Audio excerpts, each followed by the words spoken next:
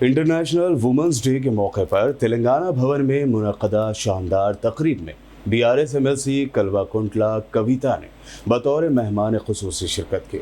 इस मौके पर खिताब करते हुए कि कविता ने ख़वातीन के हुकूक़, सियासत में उनकी हिस्सेदारी और ख़वातीन रिजर्वेशन कानून पर अदम अमलावरी पर गहरी तशवीश का इजहार किया।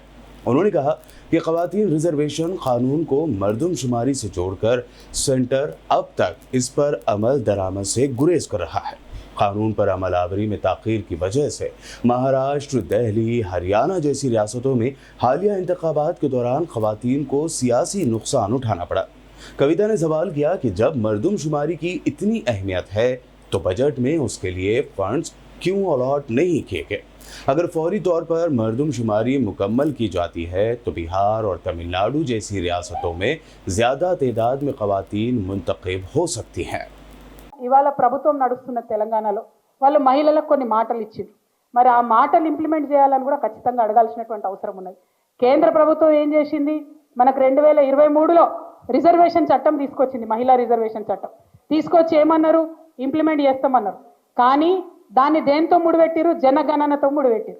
అంటే జనగణన చేసేంత వరకు మహిళా బిల్లు రాదు. రాకపోవడం వల్ల ఏం జరిగింది? ఇవాళ మహారాష్ట్రలో ఎన్నికలైనవి, అక్కడ ఎమ్మెల్యేలు కాకుండా మహిళలు ఆగిపోయారు.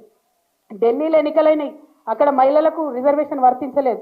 హర్యానాలో ఎన్నికలైన, అక్కడ మహిళా రిజర్వేషన్ వర్తించలేదు. నేను కేంద్ర ప్రభుత్వాన్ని ఈరోజు డిమాండ్ చేస్తూ ఉన్నాను, మీరు ఈ బడ్జెట్లో ఎందుకు డబ్బులు పెట్టలేదు? తొందరగా జనగణన చేయండి. మీరు జనగణన చేస్తే ఇప్పుడు రాబోయే బీహార్ ఎన్నికలలో మహిళలు ఎమ్మెల్యేలు అవుతారు. రాబోయేటటువంటి తమిళనాడు 2026లో ఎన్నికలు వస్తాయి, అక్కడ మహిళలు ఎమ్మెల్యేలు అవుతారు. ఆ తర్వాత ఎంపీ ఎన్నికలలో కూడా మహిళలకు అవకాశం ఉంటుంది. కాబట్టి ఖచ్చితంగా తొందరగా కేంద్ర ప్రభుత్వం సెన్సెస్ చేయాలి, జనాభా లెక్కలు పెట్టాలని చెప్పి నేను బీఆర్ఎస్ పార్టీ తరఫున డిమాండ్ చేస్తూ ఉన్నాను. అదేవిధంగా రాష్ట్రంలో మన ముఖ్యమంత్రి రేవంత్ రెడ్డి గారు ఏదైతే మనకు మాట ఇచ్చిండ్రో, ప్రతి ఆడబిడ్డకు 2500 రూపాయలు ఇస్తామని ఏదైతే మాట ఇచ్చిరో అది ఇచ్చేదాకా కూడా మనందరం వెంటబడాలని చెప్పి ఈ సందర్భంగా నేను డిమాండ్ చేస్తూ ఉన్నా.